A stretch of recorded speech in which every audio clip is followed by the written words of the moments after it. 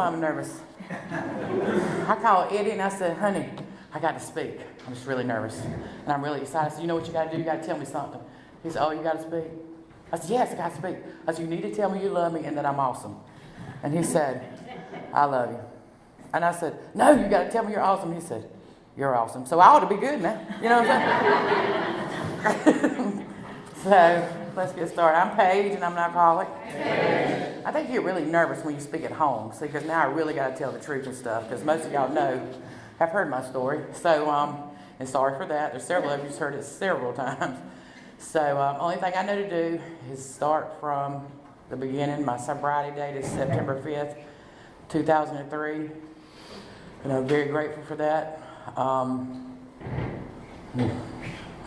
I went blank, and then it just got worse.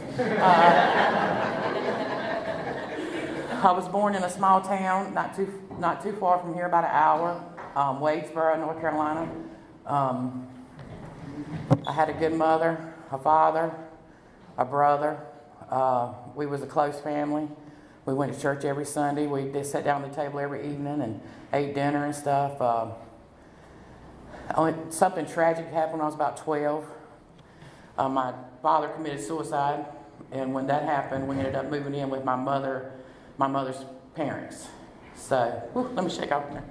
Oh, I'm nervous. We ended up moving with them, and I called them one and big. We moved out there, and I went to school, done the things I was supposed to. So, things have changed, the dynamics has changed, and but we still sat down, and the family always came over, and we always done stuff together. And I think at that point is when I started feeling really, really different. Really different.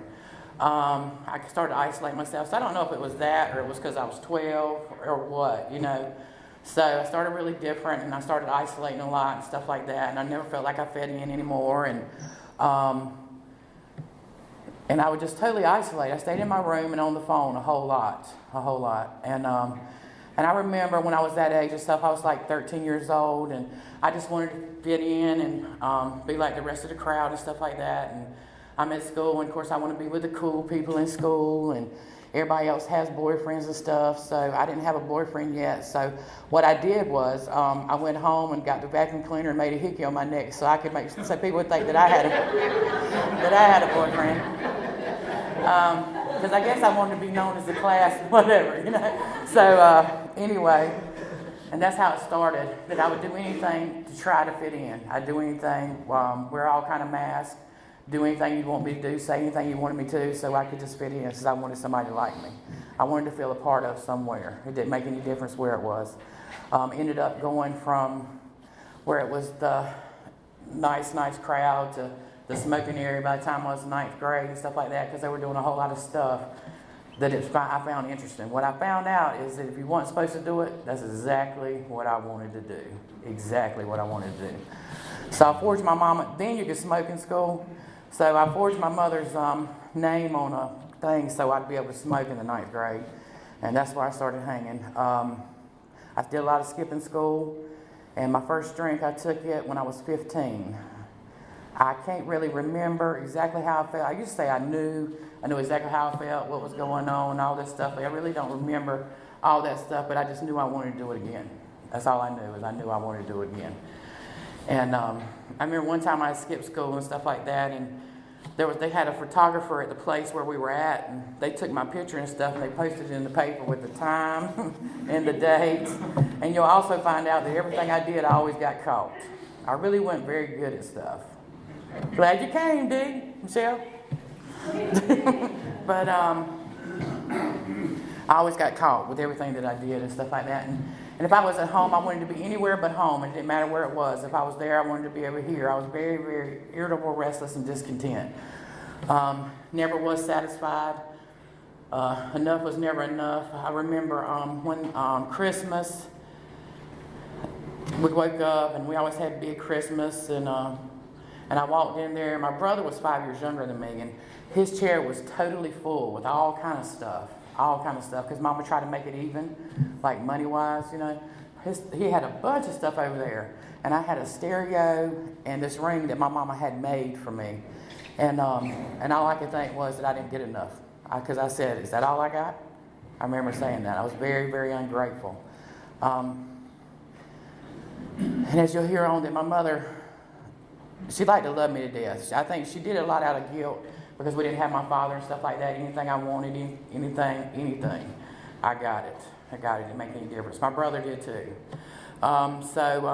Continued growing up. Finally, around the age of 17, I met the love of my life. He was 19. He had a haircut just like Joe Dirk, if anybody's ever watched Joe Dirk. He had the mullet and stuff like that. And he probably didn't weigh about 120 pounds. And he was about 6 foot, maybe 5'11" or something like that. And when I took him home to meet Mama, and how he come to my mama's house was some cut-off shorts, no shirt, and barefooted. My mama was pleased. She was very pleased.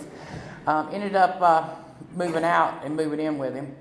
And I'd like to say it's because, I found out people that are alcoholic stuff, well, you don't never date. We kind of just move in, we just move in. So we moved in together and everything else. And I had just started this job at Kentucky Fried Chicken. My mama gave the money for us to move in together. She paid the deposit, she paid the rent, she paid the light bill, water bill. She paid it all.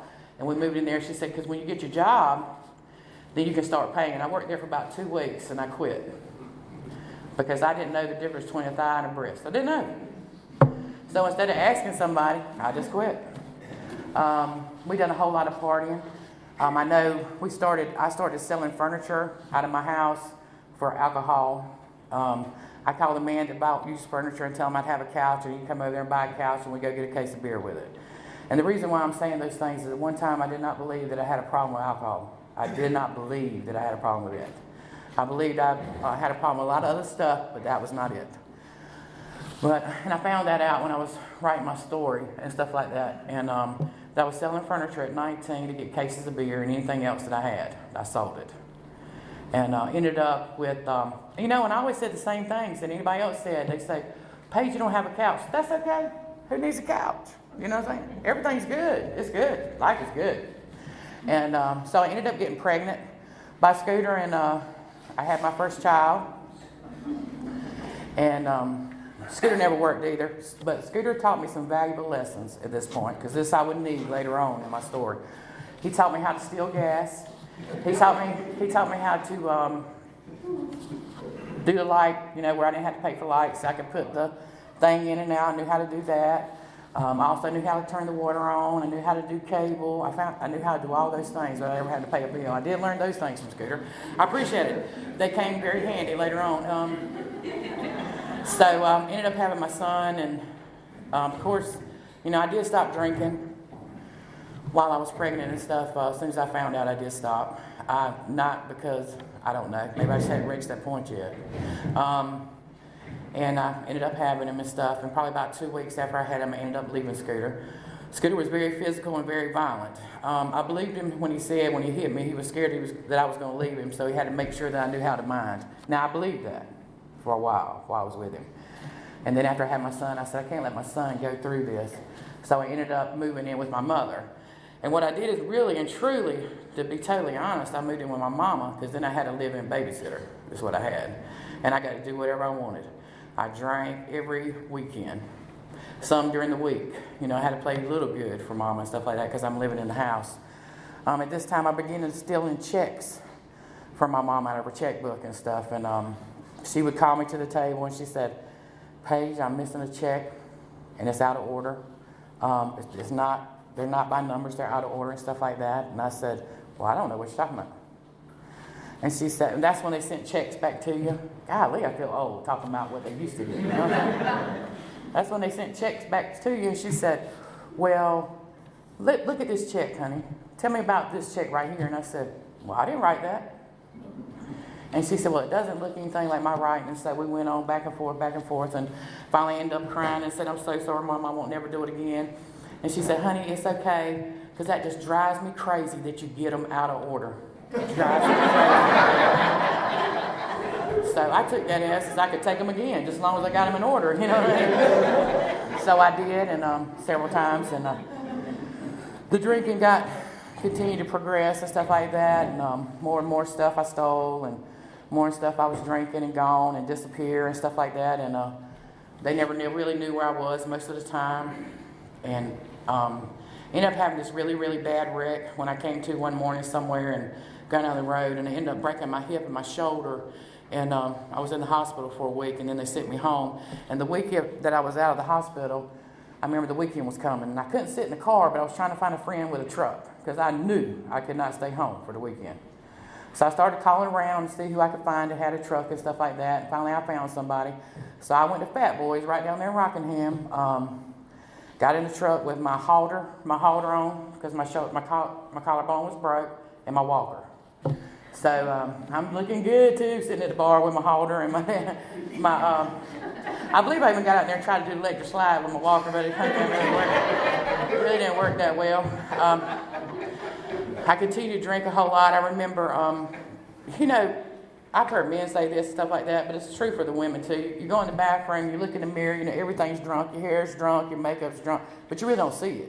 You say, dang, I look good. I'm going home with somebody tonight. It didn't matter who it was, but I was going with somebody home tonight.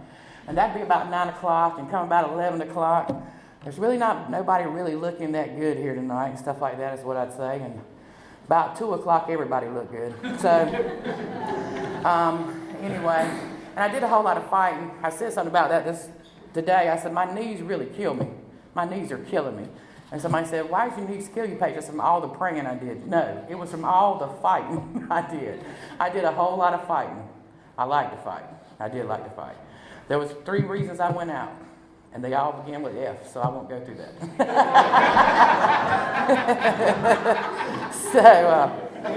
Anyway, again, I finally met somebody else. I found somebody else, and decided that me and him get together. We moved in. We spent a night one night, moved in, known him about a week. The cops come knocking on the door. They all ran in, came, got him, took him to jail. And I was like devastated because I thought this was the love of my life too. You know what I'm saying? So I said, I got to go to the jailhouse to see him. I really got to see him and stuff. So I go to see him in jail. He's double glass. We're talking through the vent with everybody else, and most of y'all know all about that. We're talking through the vent and all the other hollering, and what I heard him say was, will you marry me? God knows I knew I had arrived. This man told me he loved me and that he wanted to marry me. He knew how wonderful I was after just 1 week. And so, needless to say, he ended up getting out, and we got married. And that was a disaster. But anyway, we ended up getting married, and there was a whole lot of drinking and stuff like that. I remember one time there was a whole lot of fighting. My son stayed with my mother. I remember one day we stayed with his mother. We didn't pay no bills. We didn't do nothing. She paid all of it. I worked and used my money. Sound a little bit like my child's story. Anyway. She did all the working and stuff, and more will be revealed, isn't that right? She did all the working and stuff like that. We hung at the house and did a whole lot of drinking and stuff, and a whole lot of fighting. And one day she came up, she pulled up, and we both were on the porch. I was on my knees, and we'd been this way for 30 minutes, probably. Could have been longer.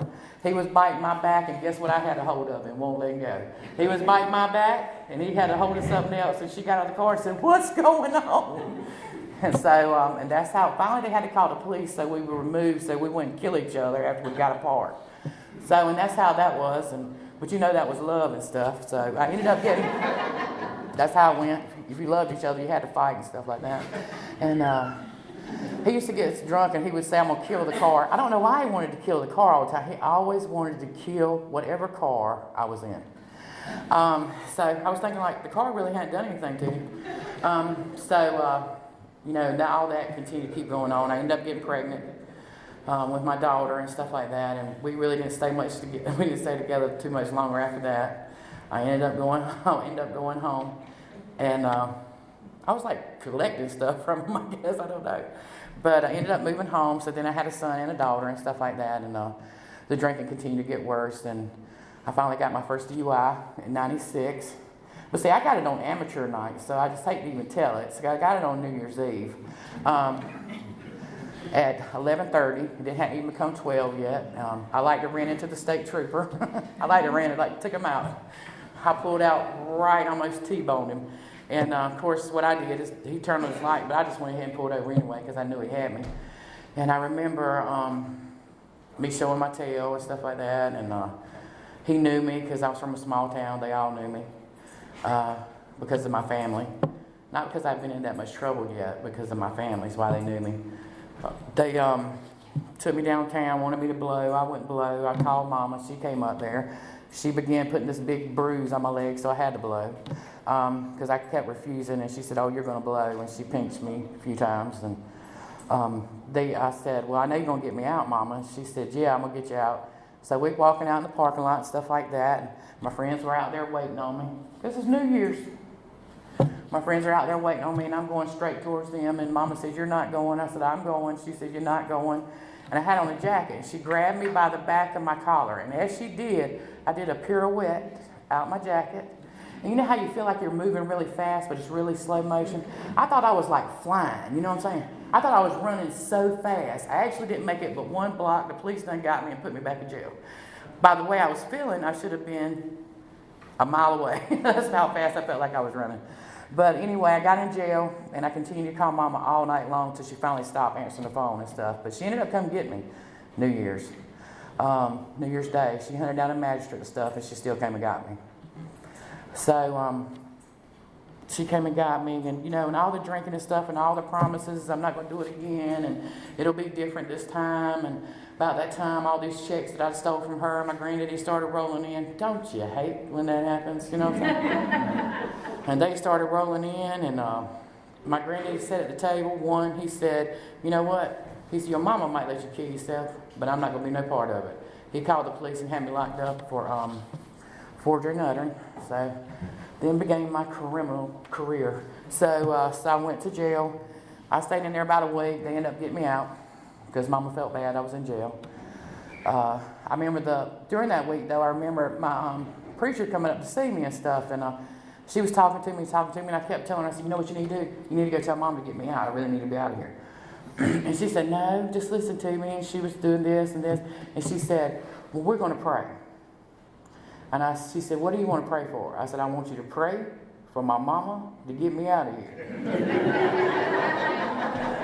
And she said, "No, we're going to pray for God's will." I said, "Oh, no, do not pray for God's will." Because even then, I knew that's where I belonged. And even then, I knew I should have been there. So, ended up getting out and stuff. And then I had all these court dates coming up, and ended up missing court and stuff. And, of course, they came and got me. They knew exactly where I was all the time. And what I said was, why are they always picking on me? The law is always picking on me. They're always following me. I just really don't understand. Today I know it's because I was breaking the law. It paid to watch me. They ended up coming get me. Court hadn't even been started 5 minutes, and they were there at the door getting me. So at this hotel, how did they know what room they did? Anyway, they got me. I'm up there and stuff like that, and they got me sitting up there because they're going to lock me up. And happened to be one of us that was sitting up there. That was the clerk of court. And she called me to the back, and she said, "Don't you want some help?" I said, "Help from what?" What are you talking about? You going to get me out? I was looking there, "Are you going to get me out?" And she said, "No, what do you think about going to treatment?" I said, "I really just don't know about treatment." And she said, "Well, you just think about that." Then I see her whispering to the judge.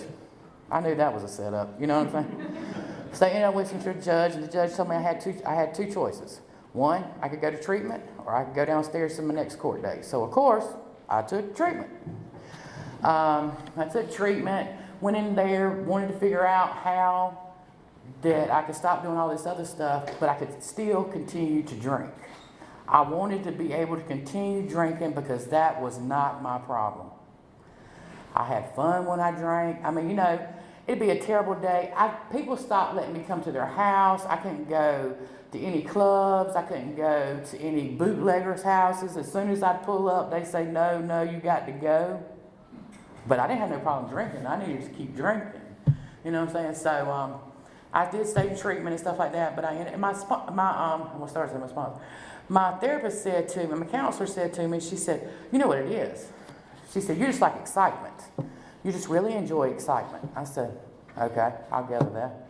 She said, "So why don't you start rock climbing or maybe whitewater rafting or something like that. I said, "You crazy? That's dangerous." So I have yet to climb a rock. Anyway,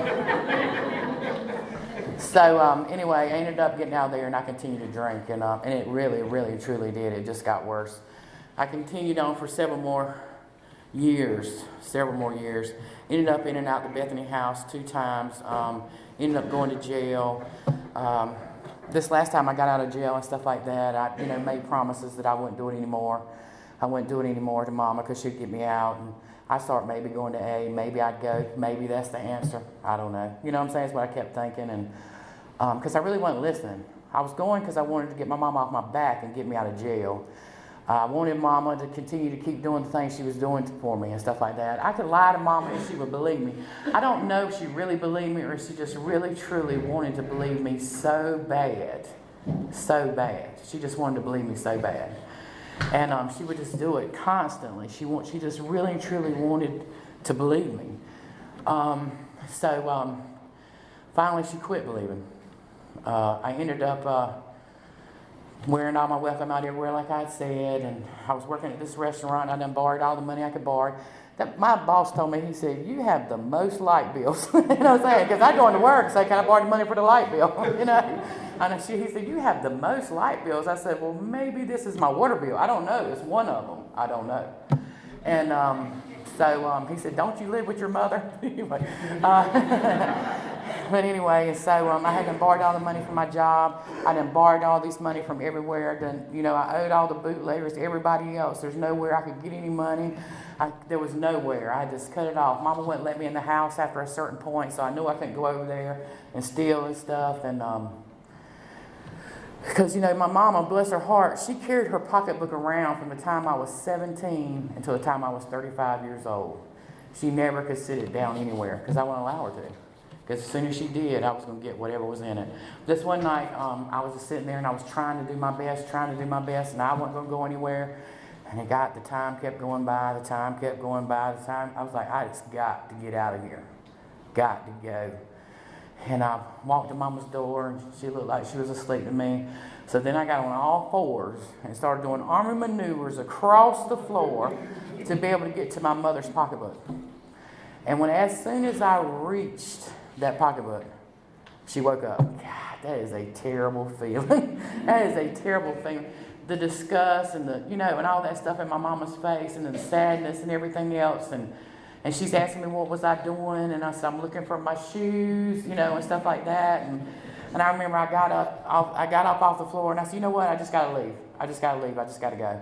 And I left and stuff, and I was down there, and I went to the payphone and was calling everybody that I thought I could think of and stuff, and nobody would answer the phone anymore. As soon as they heard my name, they hang up the phone. They were through with me everywhere. There was nowhere to call. And I was standing outside this convenience store, and I had this moment of clarity that if I rob this store, that I will get what I need, and then they'll stop me. That's exactly how I thought. And then they'll stop me.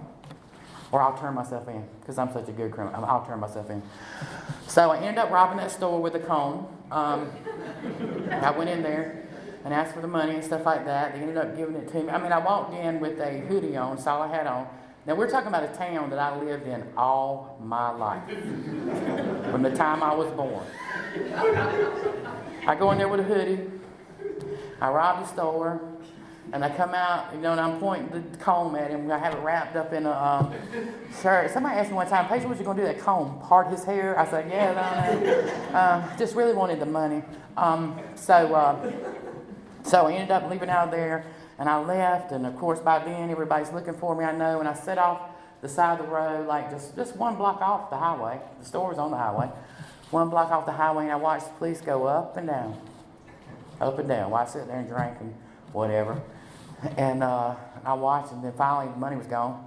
Wasn't long, money was gone. Because people don't really keep that much money in a convenience store drawer, just to let you know. They don't do it. It's a waste of time. But anyway, so I get in the car and said, "Well, I guess this is it. I'm just going to drive right down 74. And if they stop me, they're good. I'm ready to be stopped." I go all the way through town, all the way down the hill, all the way I'm fixing to get out of Wadesboro, straight down 74. Wadesboro's finest, not playing. Anyway, so I get down to the end, I'm like, well, shoot, I'm running out of gas. So I stopped at that store, decided I'm going to get me some gas. I put the nozzle in the tank and stuff like that. She didn't turn the gas pump on. I don't know why, because then I looked like a good, upstanding citizen. I didn't understand. So I went in there and robbed that store too. So I left there with my comb, with my weapon of choice. So I left there and ended up going probably about 15 minutes. I still hadn't got the gas, so I pulled over to this other store, decided I needed some gas. I didn't rob this one. Decided I needed some gas. I went inside, got me some beer, got me some cigarettes, it's what you need. So as I go out there and I put the nozzle in the tank, and as I'm sitting there, this police car pulls up behind me. And I knew him. I went to school with him. And he's looking at me. I'm looking at him. I waved at him. He waved back at me. I hung up the nozzle. We went on a high-speed chase from Live all the way going towards Rockingham. I went all the back roads, and then I finally ended up back on 74. I used to think, dude, some really nice state troopers, because every time I'd come to a stop sign, they'd come up beside me, and I thought they were waving, and I'd wave back. Are you? And I was like, they weren't waving. They were not waving.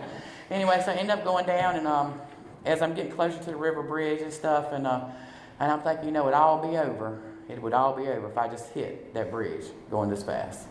It would all be over. I was just in a little Toyota Tercel. That's all I was in. And I said, it'll be over. Then I thought better of it, because I still had money in my pocket. You know what I'm saying? And I'm trying to make bargains with God. If you just let me get to where I need to go, as soon as I get through with this money, I promise I will turn myself in. I promise. And as I'm riding over that bridge, I decided maybe I need to get rid of my weapon. So I rolled down the window and I threw my comb off the bridge down there right there. And, threw the comb off, and like any good criminal, my favorite show was Cops. So I knew when I saw those police up there, and one of them was standing on either side one was standing on one side of the road. I knew they had thrown them spikes out. You know what I'm saying? So I tried my best to miss them. I missed all of them but one front tire, and of course that busted the front tire, and I kept going. I didn't care about nobody or what would happen. I was just determined to get what I needed to get, and I still was bargaining with God. If you just leave to let me get where I can get, and I promise I'll turn myself in. I promise I'll turn myself in. I went on a high-speed chase through Rockingham, downtown, weaving in and out of, and had lost the rubber off the tires going. You could see sparks flying and everything else, and in and out, and finally ended up turning by that big graveyard. I turned beside that big graveyard and stuff, and I had run out of gas, because I never got the gas. I never got the gas, and what I remember is thinking, well, I don't think I can run fast enough to get away from it. I remember thinking, I'm bargaining in my head, I don't know what to do, and finally I get out of the car and I stand there, and when I did, of course, about 7 of them tackled me and stuff like that, and ended up, and I could hear them saying, there's Wadesboro, we don't want her in our jail, send her back to Wadesboro, we don't want her here.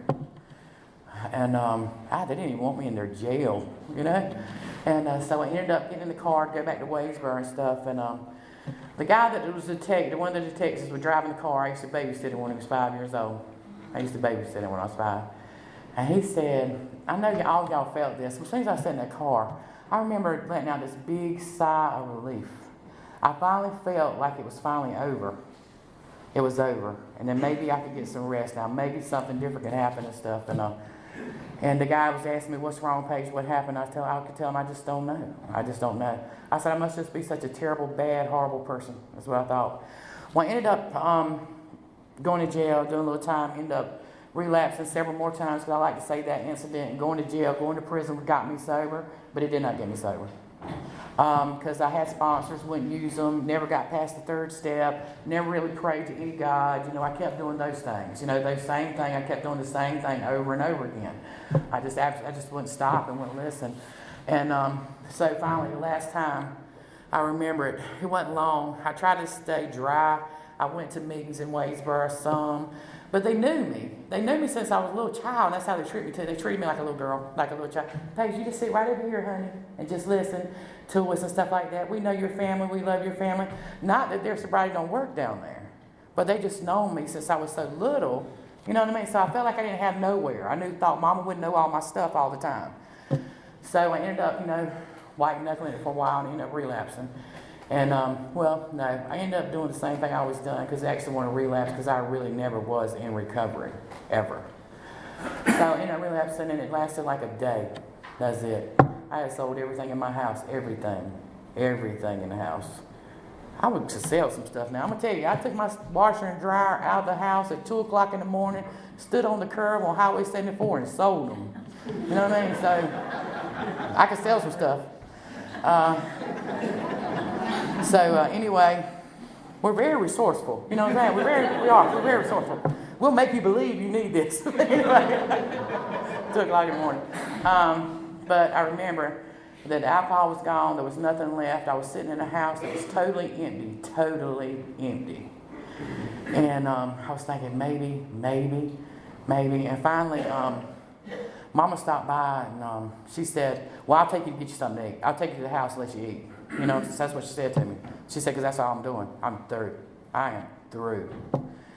And I was like crying and stuff. I said, you through, Mom? She said, I'm through. And she said, I just prefer it if you just didn't even talk to me anymore. Oh, God. I knew it was it then. You know what I'm saying? I said, oh, it is really over. And I remember thinking, oh, God. And I walked in the house, and I could feel some of it. I can't bring it all back. But what I know is this is like what my first 3 steps kind of looked like. I walked in the house. I fell on my knees, and I said, God, please take the breath from my body. If I could have found a gun or anything else, I would have blown my brains out. And just in that moment, something hit me, and I said, no, God, please help me. Please help me. And my next thought was call Alcoholics Anonymous. That's what it was, call Alcoholics Anonymous. And I picked up the phone, and who I called Cynthia. And this is where I get all these dear and concerning things. You know, I really got treated so nice in Alcoholics Anonymous when I first got here. I called Cynthia, and I was talking to her, and she said, what are you willing to do? And she said, well, I'll come get you. We'll go. Because nobody wasn't taking me from my family to treatment anymore. They were done with me.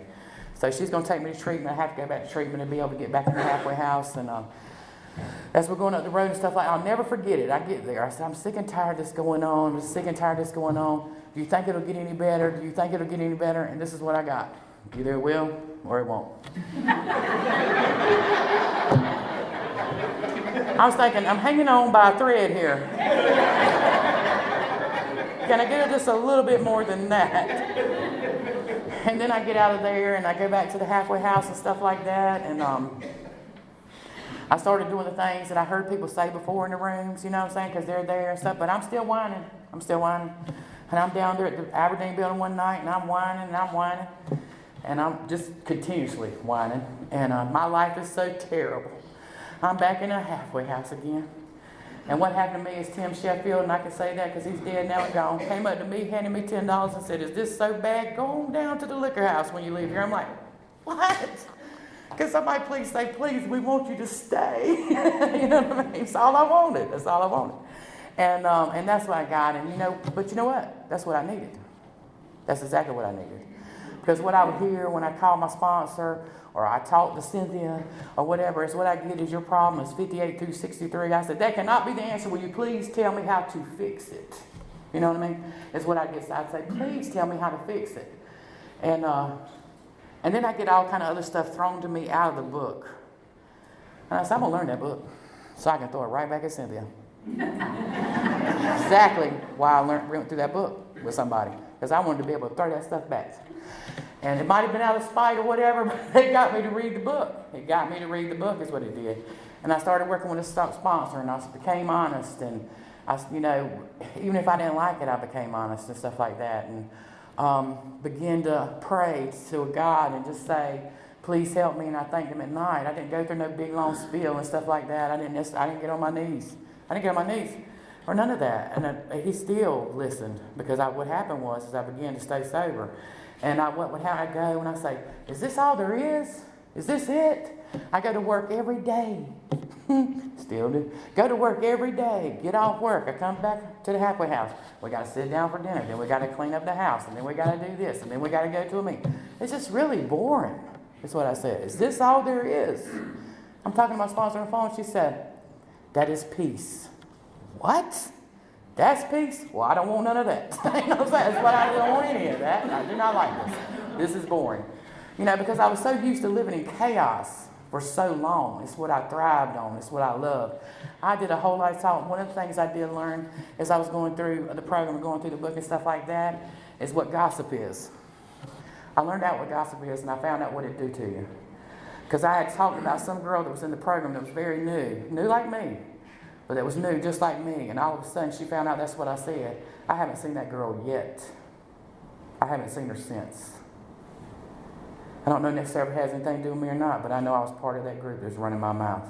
I remember calling my sponsor one time, and I was talking to her, and I had done get out of the house and stuff like that. And she said, Paige, what are you doing? I said, what do you mean what I'm doing? Well, I'm sitting in the house, I'm talking. No, with your recovery. And I said, oh, well, I'm talking to people every night that's in the program. We talk so late, I'm just so wore out, I'm just tired. She said, what are you talking about? We're talking about recovery. Now, I could tell you who was sleeping with who was seeing who, and all these things that have nothing to do with recovery. But I knew all y'all's business, every one of you. And I just loved it. And I called so-and-so and do the same thing. She said, that ain't recovery. That's not recovery. And she told me about step 6, where it talked about character assassination and stuff. And I began to learn that.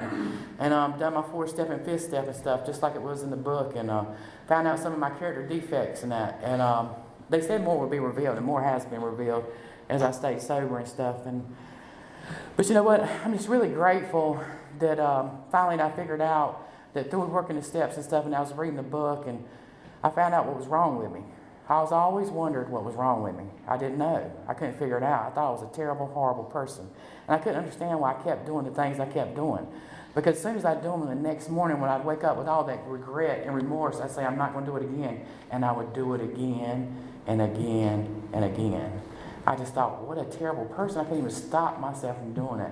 And going through the book, I found out what was wrong with me. Found out what I had. Found out that I had an allergy. I also found out that I'm not a bad person, I'm a sick person.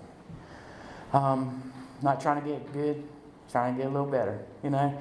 And I found out also that I could be a friend to somebody, because y'all taught me how to be a friend. You know, he's talked about somebody, the man that said this in his story, he's in here now. I heard this one night in a story, and it's so true, that I was carried on the shoulders of giants in this program. Since I've been sober, I lost Maggie, who used to keep me when I was young. I lost my granddaddy, one, who used to keep me. I lost my mother. My mother died. All in 14 months of sobriety. But what I did is done exactly what y'all told me to do. I picked up the phone. And I called and told you what was going on. And y'all showed up every time. Showed up. About beat me there. And what I did every night, the first night any of them had died, I would sit my tail in the program Alcoholics Anonymous, because I know this is what saves me. I know this is what saves me. And my family didn't understand that. You know what I'm saying? But it didn't matter, because that's where I needed to be. As the time when I became 5 years sober and stuff, my brother got murdered. And I remember calling people, and they ended up showing up. And my brother was one of us. He just didn't ever make it. And anyway, he didn't make it. And I remember going down there, and it was in Wadesboro and stuff, where the funeral was going on. And this group right here, Tom I did it, stood up and said, y'all know Paige drives a drunk car. She's going to need gas to come back and forth, because she needs to be here with us at night and with her family during the day. And this home group right here took up money so I could make it back and forth for that week that I went to that funeral.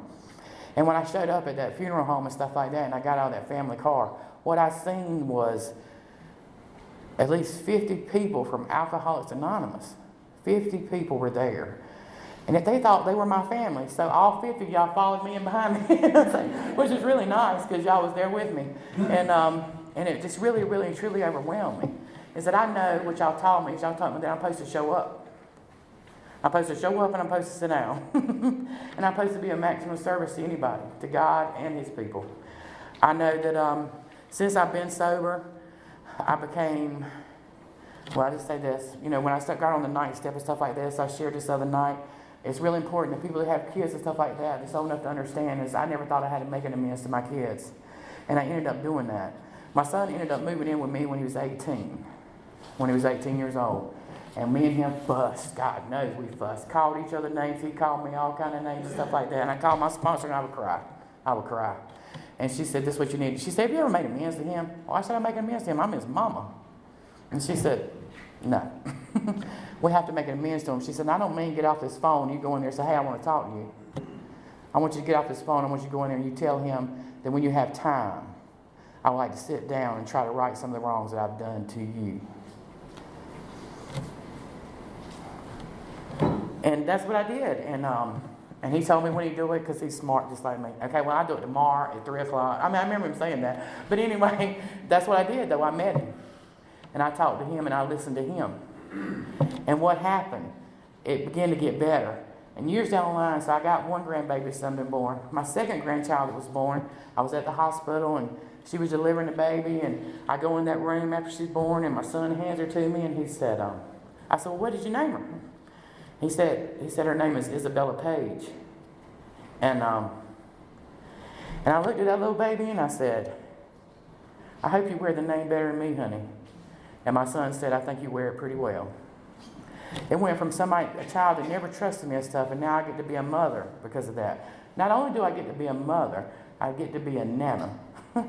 I got 3 grandbabies. My oldest is Natalie, and my youngest is Lily. Lily lives in the house with me, so I get the pleasure of having that all the time. Woo. Anyway, but I absolutely love her because what happened is all the stuff that I missed in my children, I've been able to watch in her, every bit of it.